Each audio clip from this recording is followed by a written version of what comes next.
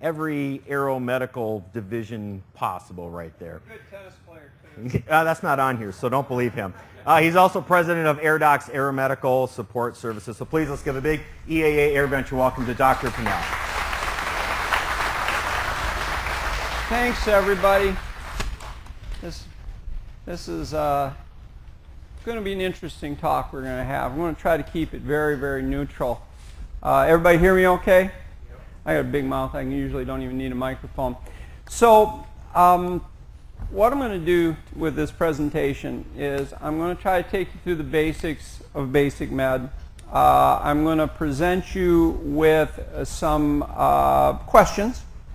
I'm going to present you with some potential upsides and downsides of BasicMed and try to give you a little bit of a balance, because there's been a lot of stuff out there that may not be complete balance. So I'm going to try to give you the Fox News fair and balanced presentation of this as best I can. I am full-time flight medicine. Primarily what we do is for corporations and for the second and first class. I do a lot of third class flight physicals as well. So I come from kind of all different parts of the spectrum. Unfortunately, I forgot my laser printer, or my laser pointer, and also my clicker advancer, so I'm going to have to kind of stay close to the podium for this. So you got to make the attorneys happy, and our attorneys had us put this into the presentation. This presentation is informational only, not intended to provide medical advice or make recommendations on your specific case. As far as care is concerned, you should discuss this and all things aeromedical with your primary care doctor or specialist, who will be taking responsibility and liability for your flying if you're flying under BasicMed. We strongly suggest that you follow recommendations of your treating physician regarding any testing, treatment, or follow-up per their suggestions. Okay, that made the attorneys happy. All right, so let's build a little background for this talk by discussing what we do when we fly. First of all, regardless of what we fly, whether we fly a parachute, fly a glider, powered parachute, whatever, we have this thing that's always been around, still in place, called 1461-53, which states, if you know or have reason to know of any medical condition that would make you unable to meet the requirements for any medical certificate or any aspect of medicine which you really shouldn't be flying on, you shouldn't be flying. Or if you're taking a medication or receiving any treatment for any medical condition which you would reasonably know would make you not fit to fly, then you should be on the ground and then trying to figure it out with your treating physician and or specialist.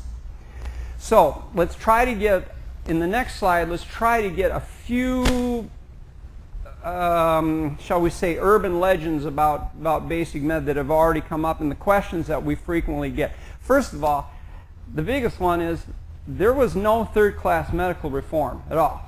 Okay. BasicMed has nothing to do with the third-class medical. The first, second, third-class medical were left intact. Okay? There is liberalization of all classes of medicals, which have been happening over years, which EAA and AOPA have played a large part into trying to, shall we say, make more real the standards for all classes of medicals. But BasicMed and third class, they're completely separate. Now, remember that there's no requirements at all other than 6153 for balloons, glider, powered parachutes. And remember too that the driver's license for those of us flying LSAs, and there's some really, really beautiful LSAs out there, basically all you need is a valid state driver's license for it, and BasicMed was not intended for LSA. It was primarily intended for the first, second, and third class of medicals and the things that we're going to talk about. So, how did this come about?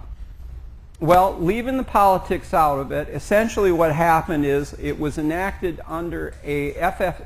I almost did it. A lot of my pilots like to make jokes about the FAA being the FFA, as in our Future Farmers Association, and sometimes I even catch myself doing it a little bit.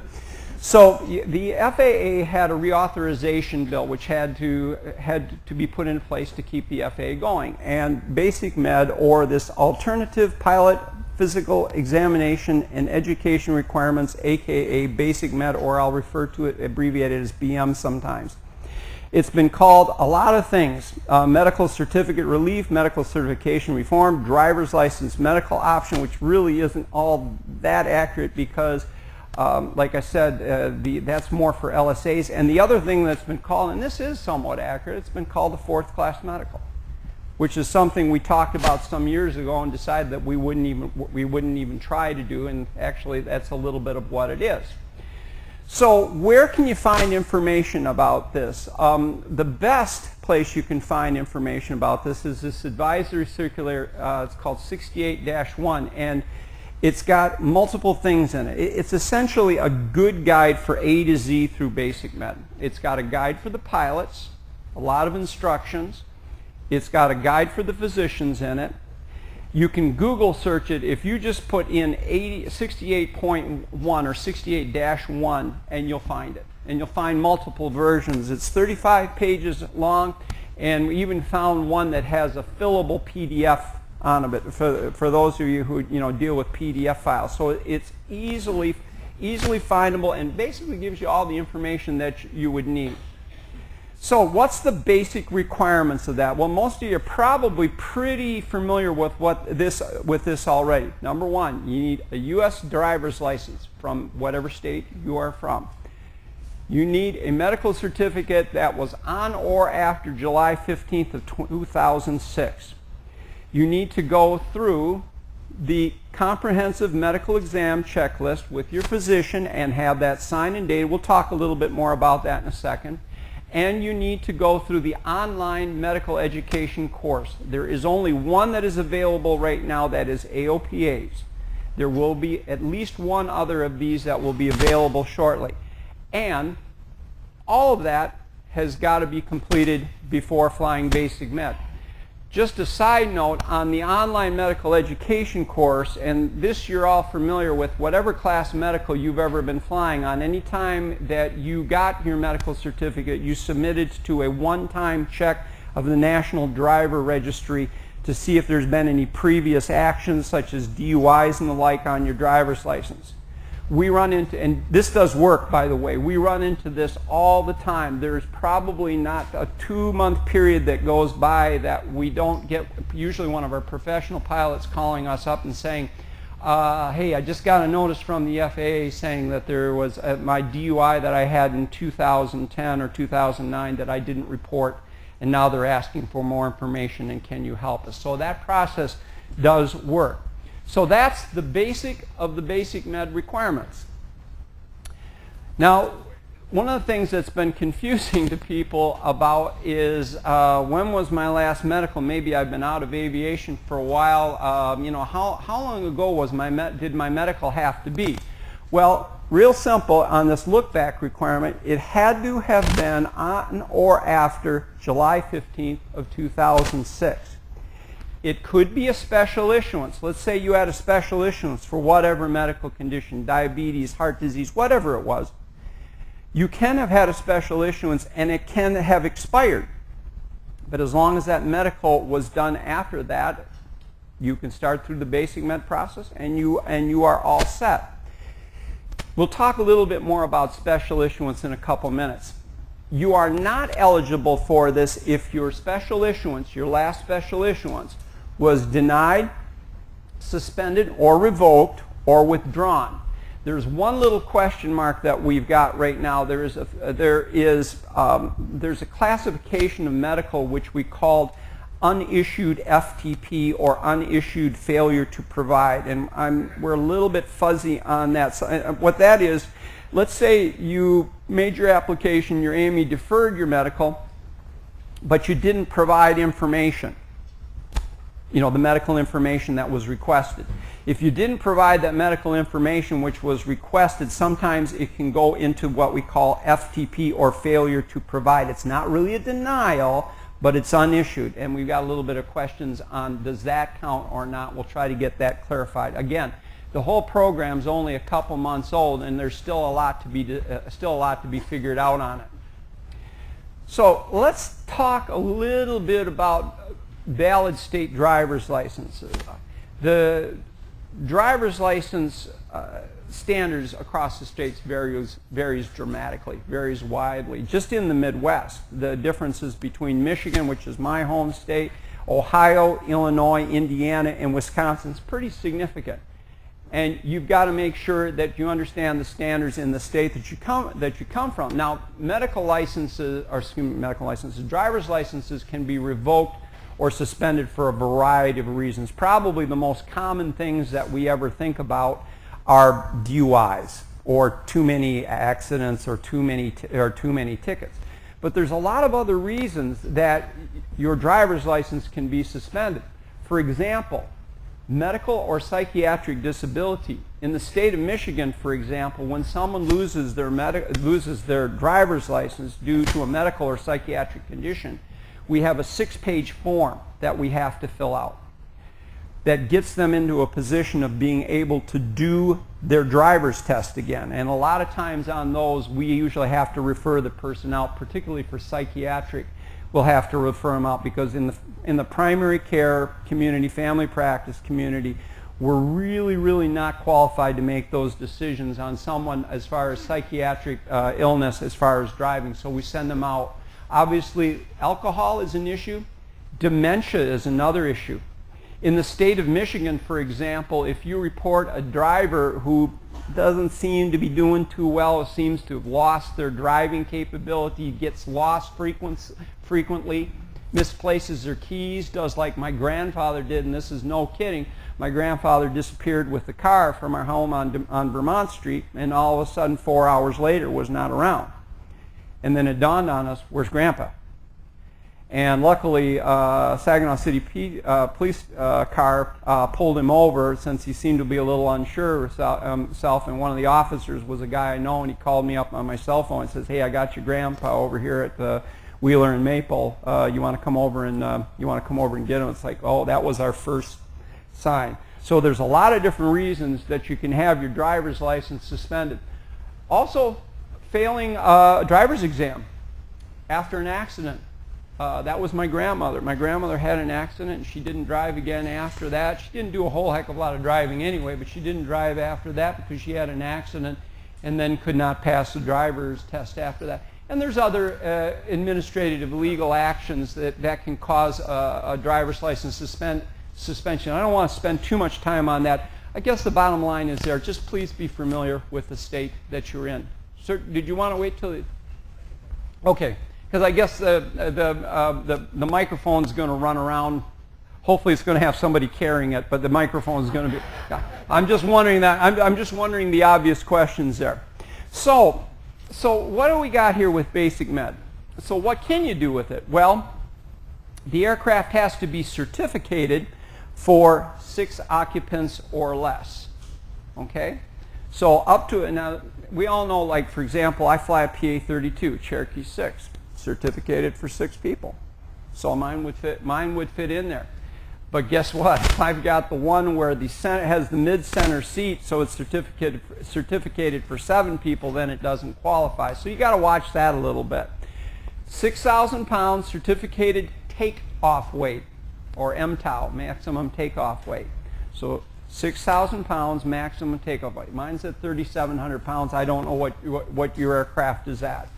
The flight has to be within the U.S. and U.S. territories only. I know that AOPA is trying to work with, and I assume EAA is trying to work with Canada, but right now flights into Canada and Mexico under BasicMed are not allowed.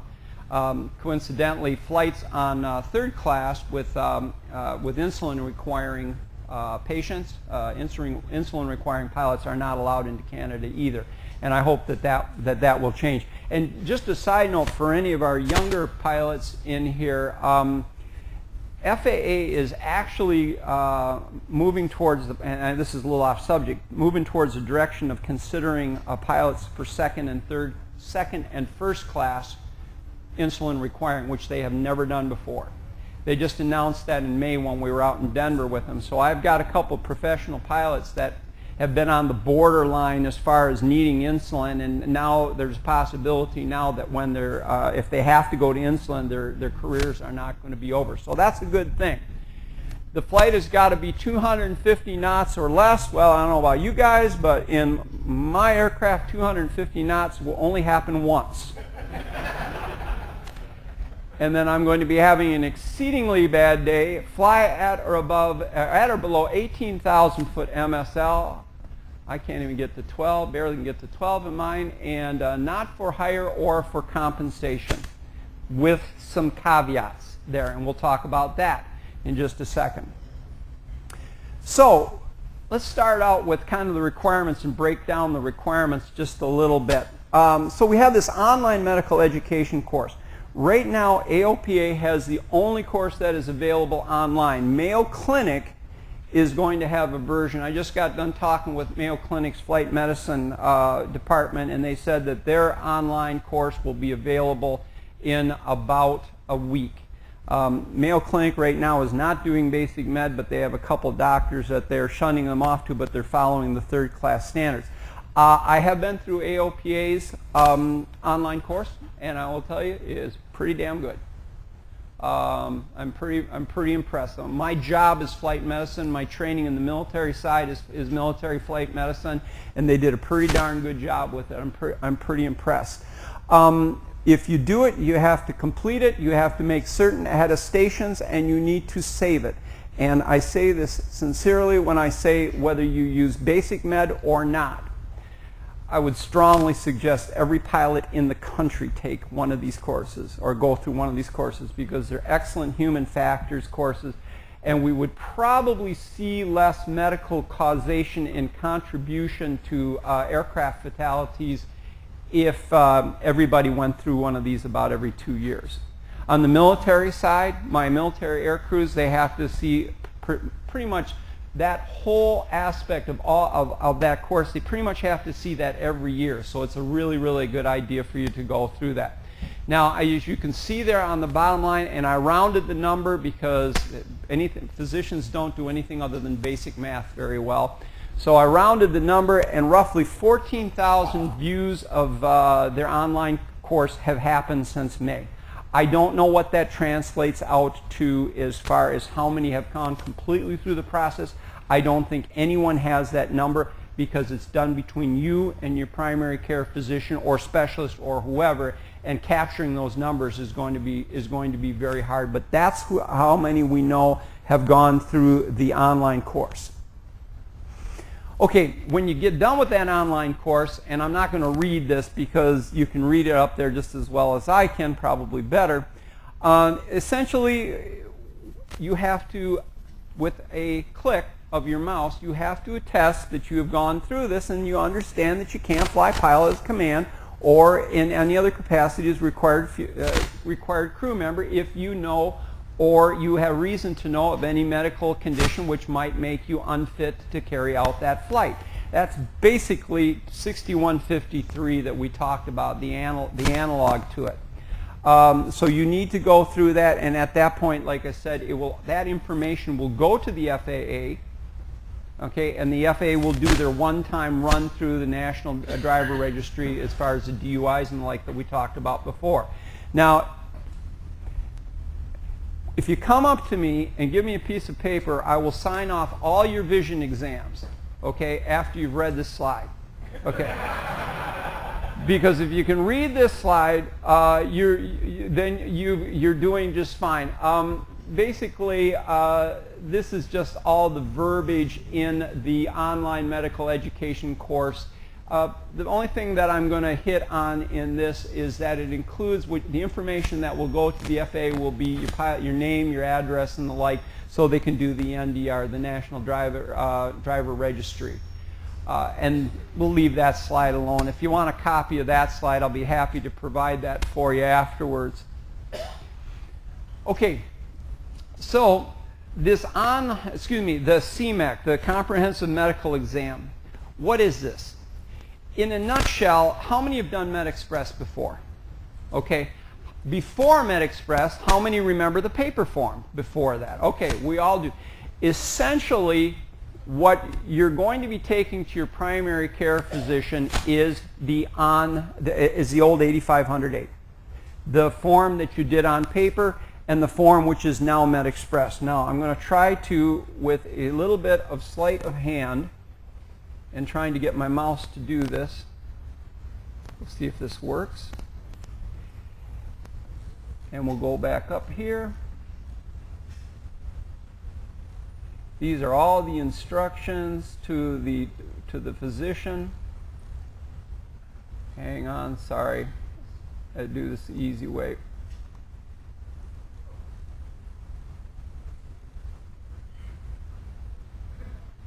Okay, these are all the questions that you will be answering.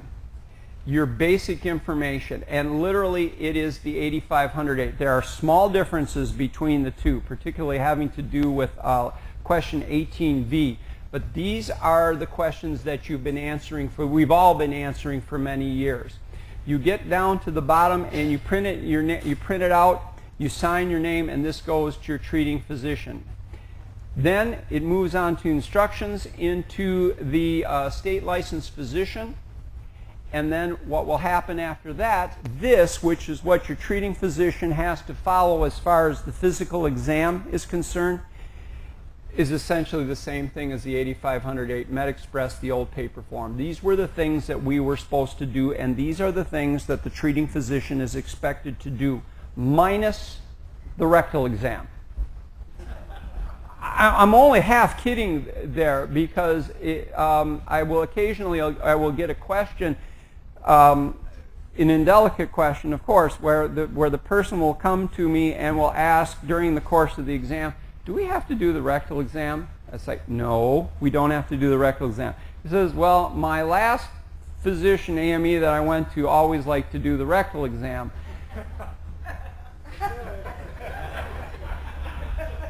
I got nothing, okay? I got nowhere to go with that. It's kind of one of those, hey, well, look at the time. Next patient's in 3 minutes. Nice, good to see you. So no, they don't have to do the rectal exam, but realistically, in any good physical exam, it should be head to toe, okay, other than that what we just talked about. And also vision too, and color testing. And that's what they're responsible for doing. And then it gets down to the bottom, where they need to print out or fill in their full name, their state license number, telephone number, the date of examination, and then that goes with you. Now let's go back to the presentation if we can get that to go. There we go. All right. So it concludes essentially, like you saw at the very, very end of that other slide, with an attestation from the physician that they reviewed the information that you have brought in about your medical history. They've done a physical and determined that there's no medical condition which could interfere with your ability to safely pilot an aircraft. All right, and that is essentially how it works. Now, what's a physician? We're not going to spend much time with this, but I just want you to recognize the fact that the primary care, most primary care doctors fall into one of three categories: either internal medicine, family practice, or nurse practitioners or physician assistants. And also on the female side, I think it's only 3% of female, 3% of all pilots are female. I hope the heck we can keep raising that number, because I've flown with a lot of female pilots that make excellent pilots. But on the female side, OB-GYN has a tendency to do a lot of the primary care, the stuff that we do in family practice. So there's a lot of different options. There are some states where the oral surgeons are listed as dentists. I don't know if they would be willing to do this or not, and I'm not even going to guess on that one. Basically, the person who is seeing you is going to have to know their own credentials, and they'll know whether they're qualified to do the examination or not. All right, so you get through the process in lieu of your third-class medical, and now you got to keep this thing up. Okay? So here's what you have to do to keep it up. So that complete medical examination, you need to do that every 48 months, every 4 years.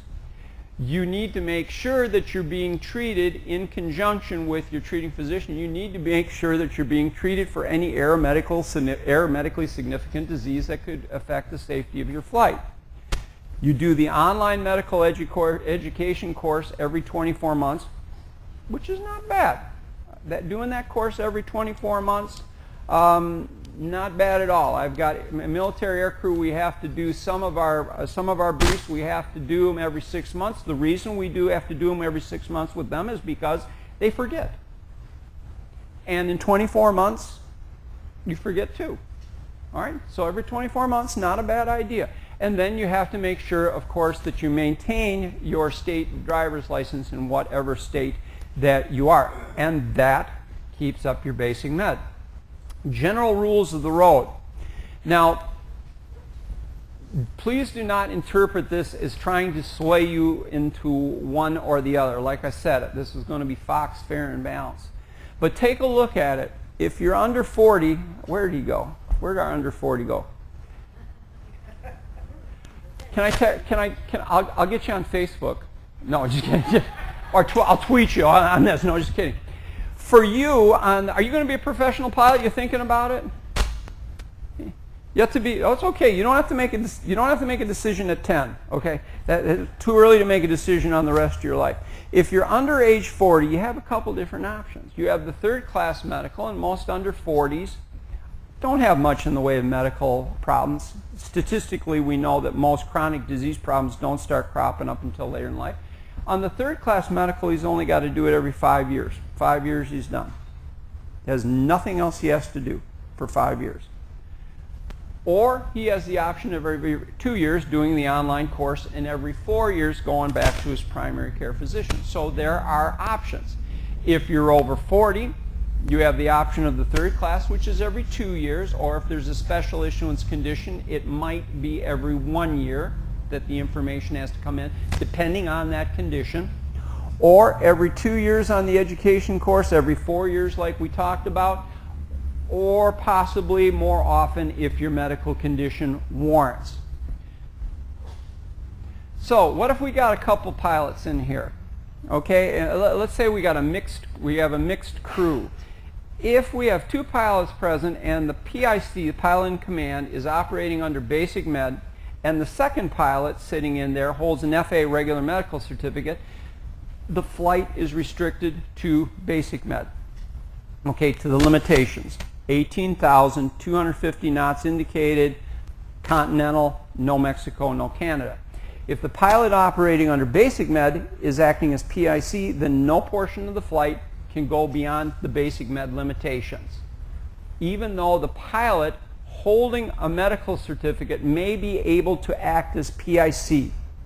All right, and you can read through the rest of it.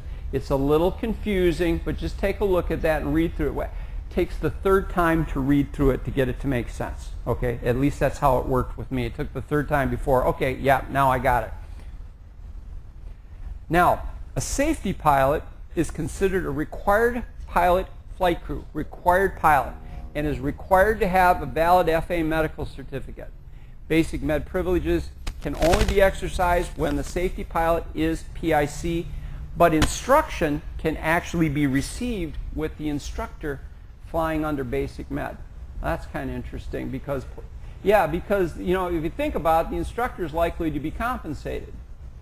So we kind of have a couple different aspects of this. We have not for compensation or for hire, which makes it sound like Part 135 operation, or even some portions of 91 under a certain circumstance.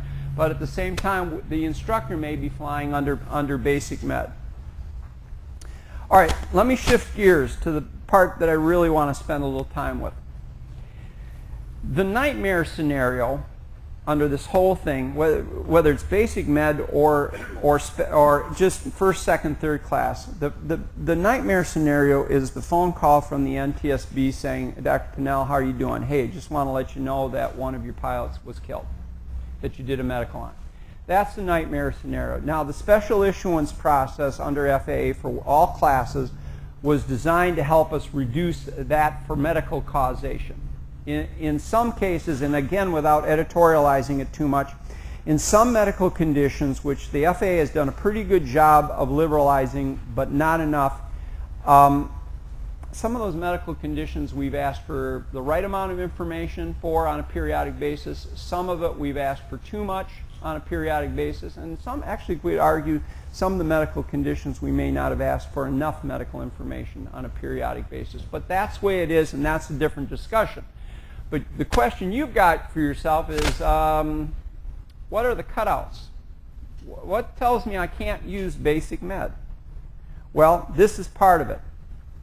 So, when this was being crafted, they decided that, hey, there had to be certain cutouts for certain medical conditions that said right up front, you can't use this at least till you got a special issuance one time. All right? So this is what they came up with. First of all, mental health, cardiac, and also neurological. And we're going to take them one by one. In mental health, we'll cone down into that a little bit. When we're talking about cardiac disease, we're talking, for example, bypass, stents, valve replacements, other cardiac problems, and neurological conditions, CVA, stroke, TIA, temporary stroke that lasts less than 24 hours, and seizure disorder. Now, that's just an example. Now, if you've had a special issuance for any of these conditions and it has expired, but again, it's not been revoked, suspended, withdrawn, and the like, you can use basic med. But if you develop one of these conditions, then you're going to need to get a special issuance one time, at least one time. Okay, and there are some conditions I would say if you get a special issuance for these conditions one time, you should probably stay within the special issuance condition because these are high risk disease processes.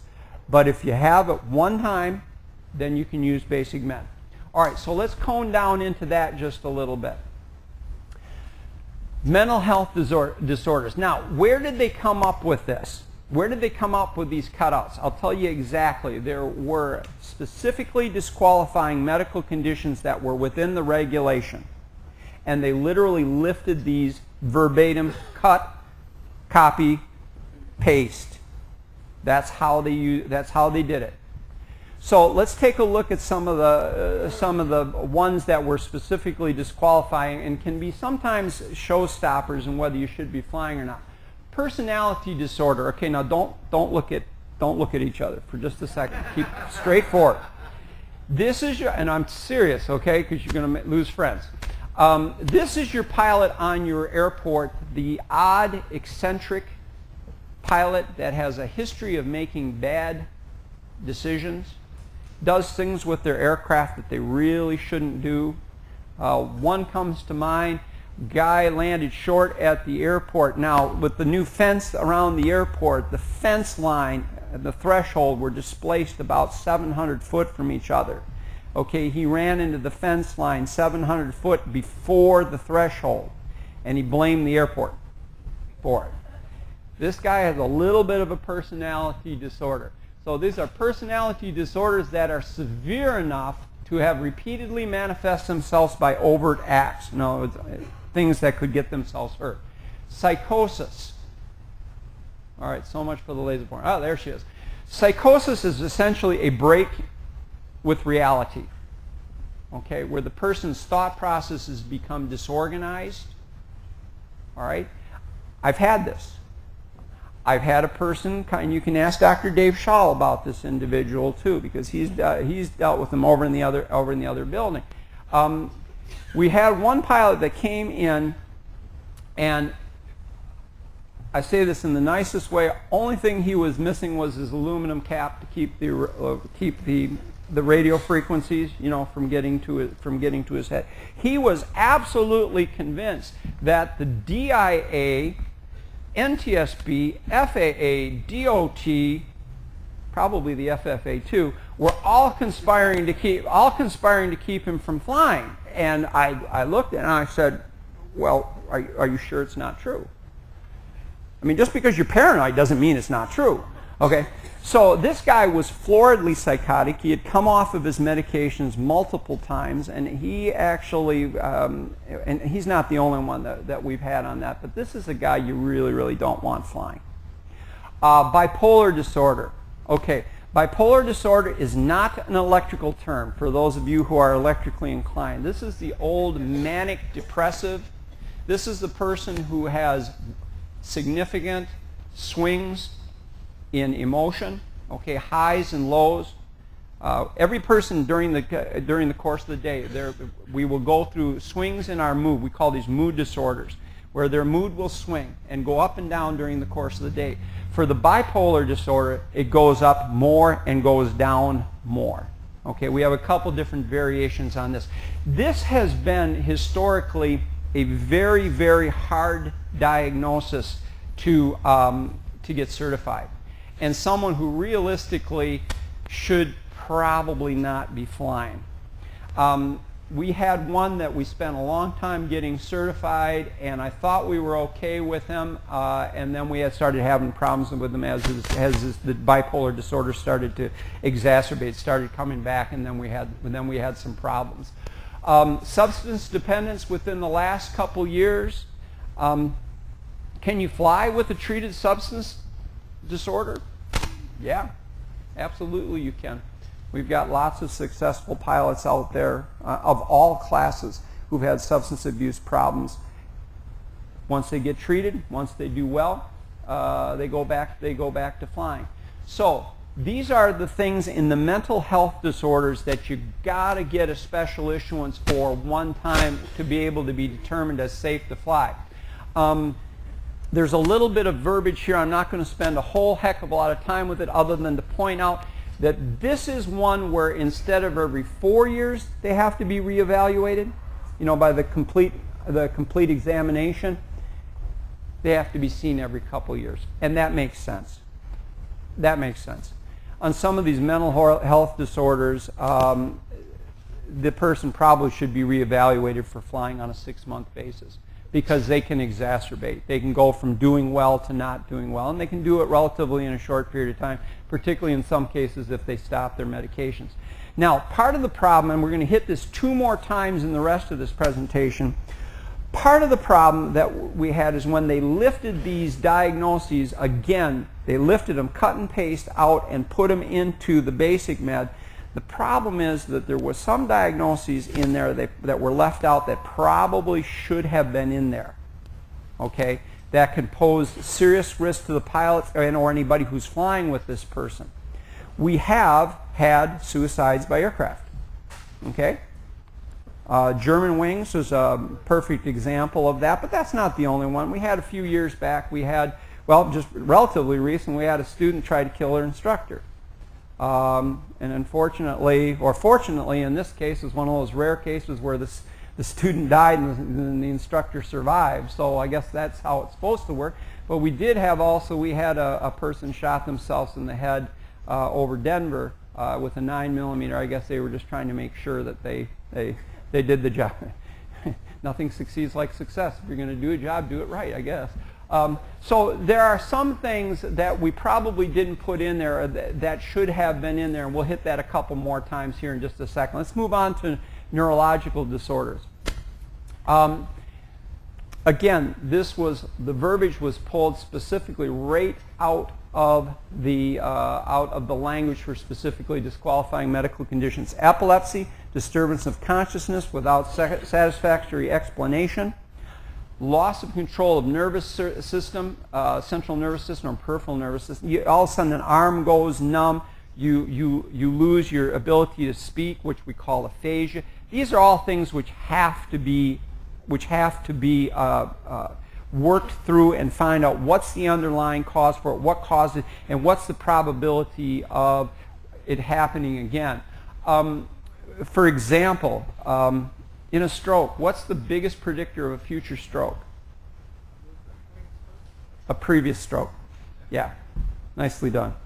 If I had a coin, one of our space shuttle coins, I'd give you one for that. I didn't bring any with me. So we have to take a look and see what's the probability of this going to happen. Again, seizure disorder, we don't even really call it epilepsy anymore. We call it seizure disorder. Can you fly with seizure disorder under BasicMed? Sure. You're going to have to be, it's going to be touchy.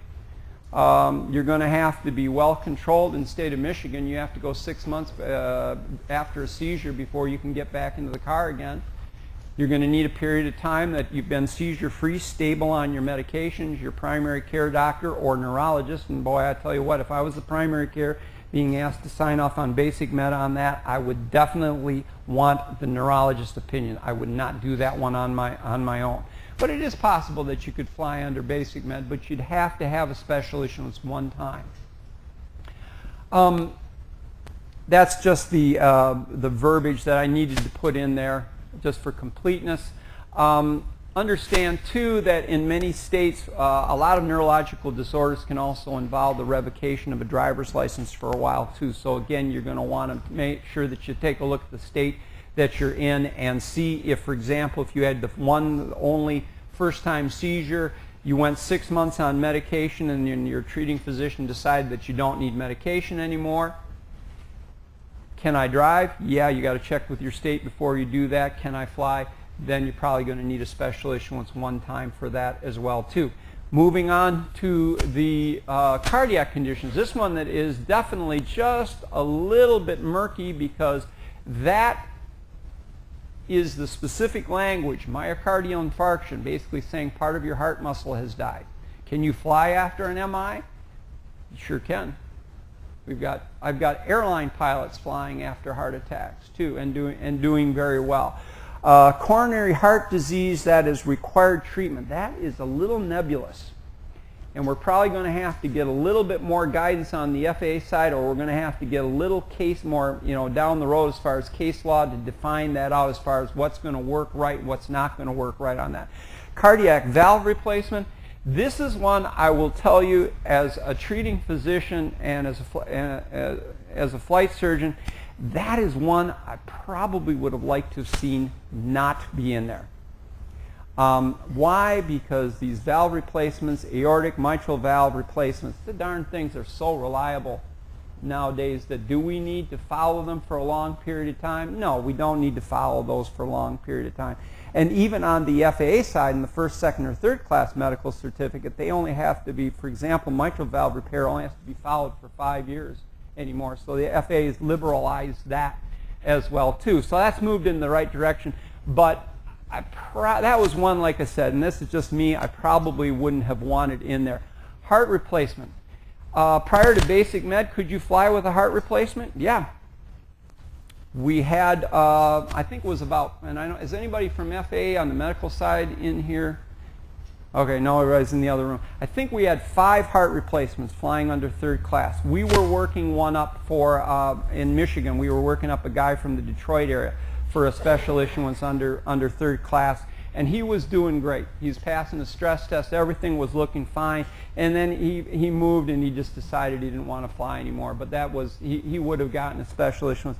So under these, you're going to have a one-time special issuance. Now again, cardiovascular condition, the fact that they just pulled that language over into the law, this is going to need some interpretation. There are some things in there, like I said, that could affect the safety of flight that probably should be in there, and as I said, there's probably maybe that valve replacement that didn't need to be in there, but that's what we've got so far. Now, I'll give you an example. We have got one guy, very nice man, who has, do you know what an internal defibrillator is? Okay. Anybody not know what it is? So I can, okay.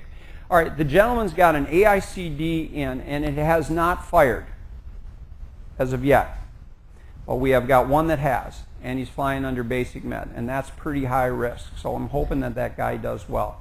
The concern I have for the AICDs, for the internal defibrillators, is the FAA at one time allowed, and I think it was about 5 of those, and we had one of them, that were certified with the AICD shut off. Okay, there was a period of time where AICD pacemakers, they were a combination unit and they were being put in. They were kind of new. They were kind of, I'm not going to say the latest fad, but they were popular, and the doctors were putting them in because, hey, it can't hurt to have that defibrillator in there. Should be safer with the thing in there than without. Okay, and there's some logic to that. There's some logic to that. So, unfortunately, when people have AICDs put in, if you give them enough time, they have a tendency to fire off. And that's what happened. Our pilot that had an AICD had a cardiac event, and the cardiologist said, hey, we have to have this AICD turned on. And it was absolutely appropriate for it to be turned on. And he decided that he wasn't going to be flying anymore. The thing, too, though, the important thing is there are other problems, cardiovascular problems, particularly having to do with heart rhythms. I don't want to get too... Any cardiologists in here? Good. It's always good to make sure you haven't got in the audience so that somebody's not raising their hand saying, oh, that's not true. There's probably some conditions that should be in here that weren't.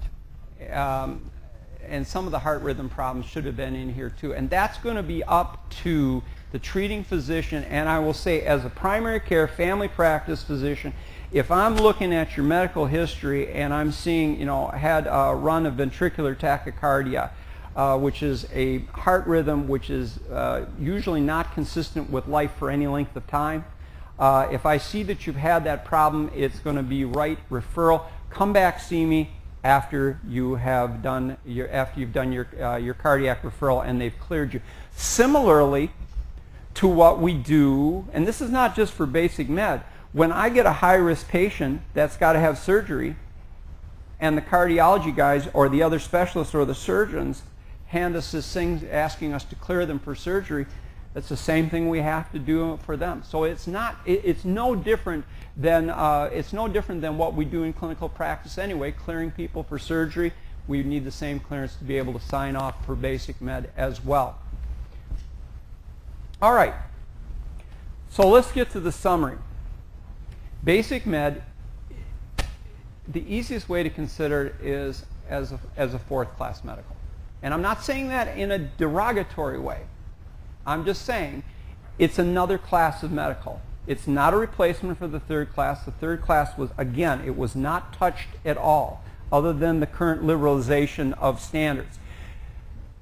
The cases will vary. And we make jokes about the millennials and snowflakes and the like. Okay, you see that going around on Facebook and the like. Well, this one is really snowflakes. Okay, from the perspective of each one of these cases will be different and needs to be evaluated on its own merits. You must see the physician. You do the online course at the beginning. Certain cutouts for certain diseases that you are just going to have additional information for, similar to the current process. And that's kind of the summary. It's not going to be for everyone, but there are going to be some people that it's appropriate for.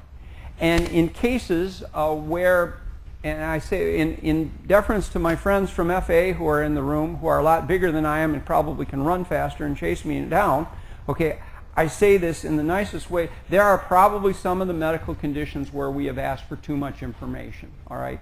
Just for standards, we've probably gone a little bit overboard, but we're trying to pull those back. And the folks at FA, particularly Dr. Judy Frazier in Washington, who works with FA policy, medical policy in DC, we've been trying to liberalize standards as much as we can.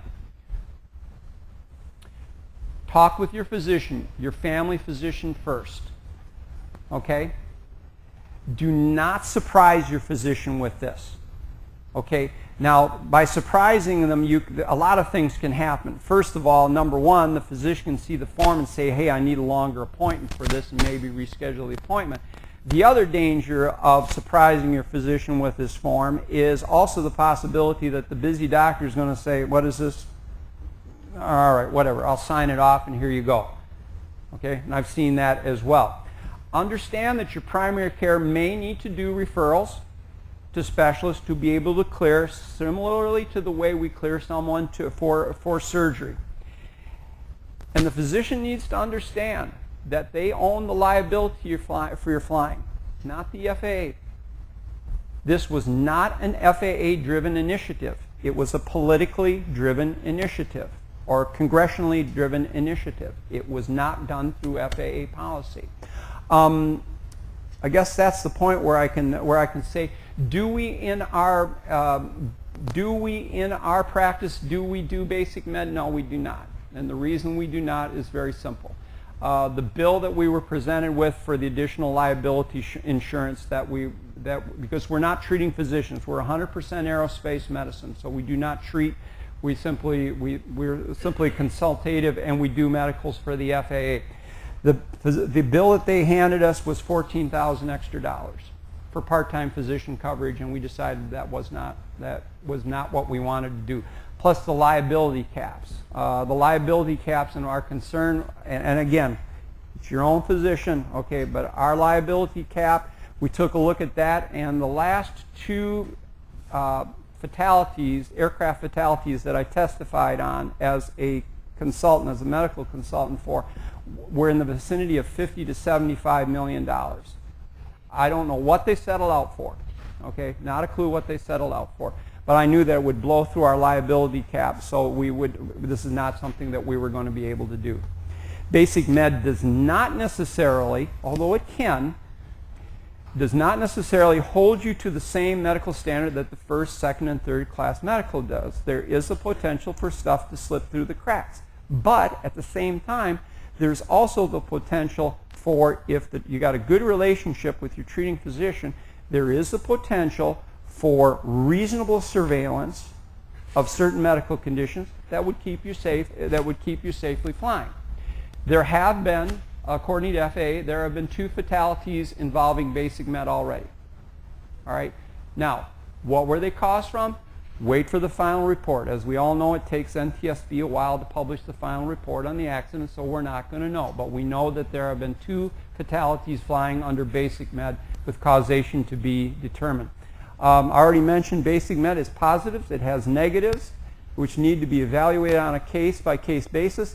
And if you think about it, the goal, what's our desired endpoint? Our desired endpoint is not to raise the fatal rate. And I'll show you a slide on that in just a second. Our goal is to keep people flying, to try to keep general aviation from deteriorating numbers-wise any further than it has, and it does continue to decline.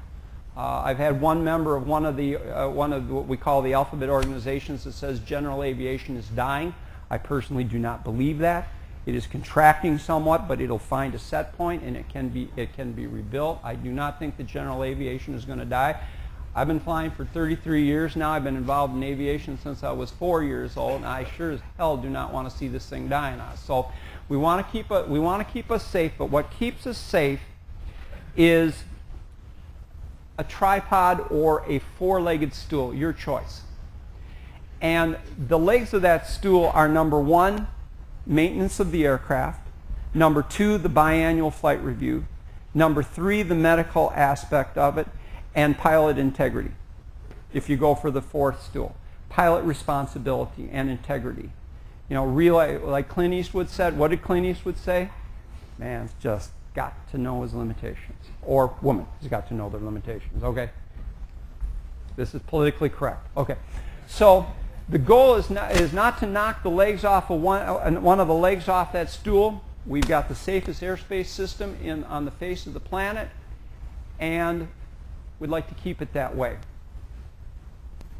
What is that number? Good. Cognitive test passed for whoever said that. For my friends in AOPA who are here, I love you dearly. Great organization. I'm a lifetime member of EAA. But for those who have chastised me for being critical of some of the changes, this is the reason I give a crap.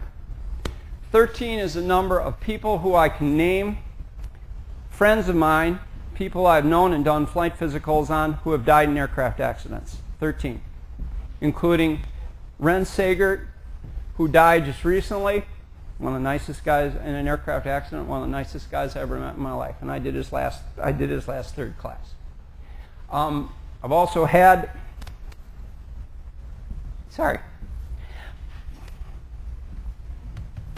I've also gotten a call in the middle of the night from a friend of mine who was a flight instructor who died, and he took a kid with him, took a student with him. And I never want to have to get a call at 10 o'clock at night from the father, who's a cardiologist, of the kid, asking me, why did this kid die? I don't ever want that freaking call again. Okay? So this is why I care about this. All right? Let's do the right thing. Let's all be safe. Okay? And let's try to keep the fatality rate on this, and let's all enjoy flying, and let's have a great time with general aviation, which we all know, which we all love. Okay? But let's keep the same level of safety if we possibly can. I'll take any questions. Go ahead.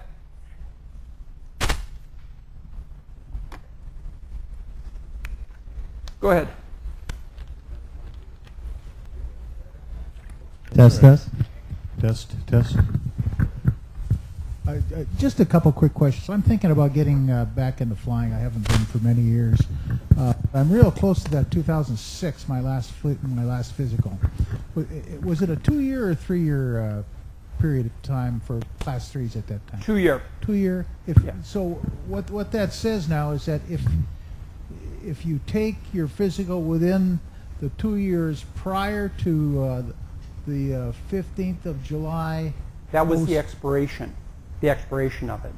Yeah, that's right. Yeah. So if you took it prior to that time, and it extended through the through that date, then that's good. Then you're good to go. Okay. But you've got to go through the requirements of basic med beforehand, or do your 3rd class, 2nd class, or 1st class, or whatever medical you want. Yeah. Okay. Hey, the other thing is there's a discrepancy. You've got 14th of July in your book, and you've been talking to 15th. I know. I forgot to change that. Sorry about that. That's my bad. Thanks for noticing that. I looked at that and I thought I got to change that, and then I forgot to change it. Okay. Dr. Pinnell, over here, right here. Yeah, hi. Go ahead. Thanks very much. Question for you. I've heard differing answers on this. I'm flying under a special issuance, taking an SSRI. Right. So it's under the HIMSS program. Right. I've had some tell me, you're in the HIMSS program, you're in the HIMSS program forever, you have to keep flying under that special issuance. And then I've also heard, nope, you can go ahead and fly under basic med. My understanding is, and we had this discussion, my understanding is that you are under special issuance, but it has not been withdrawn, revoked, unissued FTP, whatever. My understanding is that you can go ahead under basic med, but you will have to be evaluated every 2 years. That's a touchy one. You know, that's a touchy one, and that is one you really, with your treating physician, you want. Now you've got because you're in the HIMSS program, you've got a treating psychiatrist that's involved with that. I would let him be your guide. I would tee this up for him and tell him, hey, look, this is what this looks like. Would you opt in on this, because the primary care is going to defer to you on this anyway, and how comfortable would you be with this? I could see that going. I could see that if properly handled, you probably do just fine with that.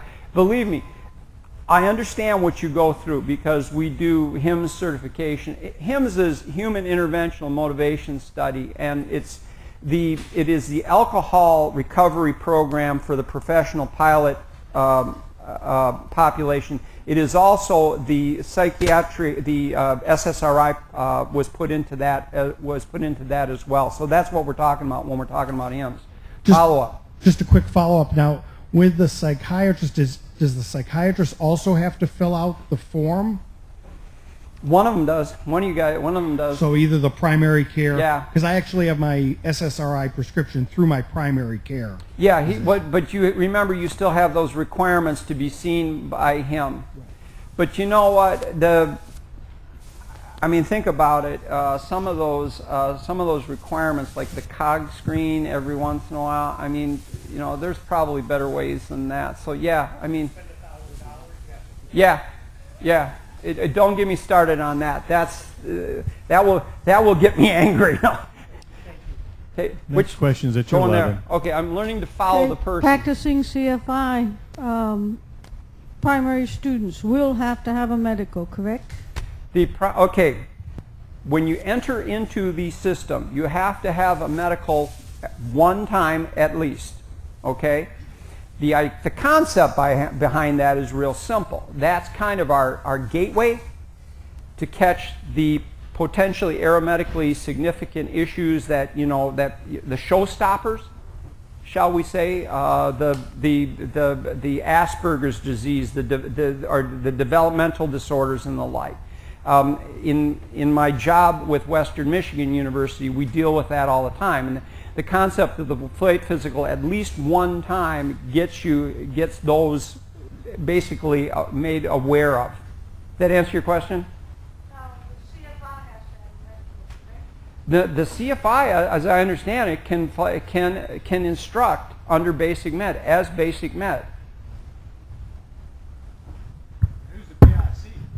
Chris Pickford here. Hang on, we'll get to you. I promise. Go ahead. From San Diego, and two-parter. One is epilepsy, and anybody taking any anticonvulsant medication. It was my understanding, absolutely no flying whatsoever. Well, okay, let's work through that. All right, so seizure disorder of some type, whether a primary seizure disorder or whether a provoked seizure from whatever, from alcohol or whatever. That person is going to have to go through the special issuance process one time, which is going to require period off medication and then seizure-free period after that. Okay, so it's not a showstopper. If you think about it, we've got people with seizure disorder flying LSAs. But they're off the medication, and if they have a diagnosis of epilepsy, does that not automatically put them out? Not for LSA, no. Okay. Like, for example, let's say there's two of us. So how much time have we got, by the way? We've got 10 minutes. 10 minutes. All right. Let me just run through this real quick. Let's say there's two of me up here. Okay? One of me, we're identical twins. We both have seizure disorder, and we're both treated with medication. Okay. Well, me, who made application for third class, got denied. Okay? So I'm not eligible for LSA. Me, who's well controlled, hasn't had a seizure in 10 years, I'm completely compliant, but I've never made application. I have my valid state driver's license. I haven't had a seizure in the last 6 months. I'm qualified for LSA. So there was ways through that, but on this portion of it, for the heavier aircraft, for the non-LSA aircraft, you've got to work through that period of no seizure for a certain amount of time, and part of that has to be off of medication. Back to your left. Oops, sorry, I'm following you. Yep. Yes, I'd like to echo what Dr. Pinnell had to say about maintaining your third-class medical. And I'm an AME. I have been for 45 years.